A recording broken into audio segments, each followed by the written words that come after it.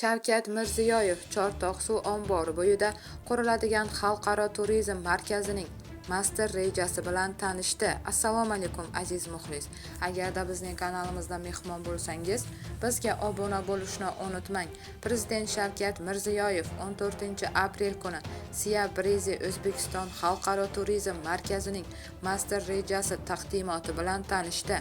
Bu haqda Prezident matbuot xizmati xabar berdi. Mamlakatdagi qulay investitsiya muhiti tufayli barcha sohalarga ilg'or g'oyalar kirib kelmoqda. Yangi majmualar barpo etilmoqda. Xususan turizmda so'nggi yillarda 2000 dan ortiq yangi tadbirkor ish boshladi. O'tgan yili xorijiy sayyohlar tashrifi ilk bor 10 milliondan oshdi. Birgina Toshkent viloyatining Bo'stonli hududida Amirsoy va Ugam River kabi kurortlar, Bildirsoy, Chimyon, Nanay turizm markazlari tashkil etildi. Bunday rivojlanish sur'ati chet ellik investorlarning ham o'ziga tortmoqda. Jumladan Chorvoq suv ombori bo'yida Sia Breeze O'zbekiston xalqaro turizm markazi qurilishi haqida avval xabar berilgan edi.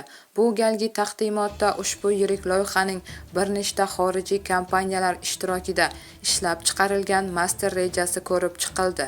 Qayd etilganidek, turizm markazlarini 10 ta kichik hududga bo'lib qurish ko'zda tutilmoqda. Ularning har biri piyoda borish mumkin bo'lgan ko'ngil ochar maskan va xizmatlarni qamrab oladi. Ikki qirg'oq o'rtasida ko'prik qurilib, keluvchilarga qulaylik oshiriladi.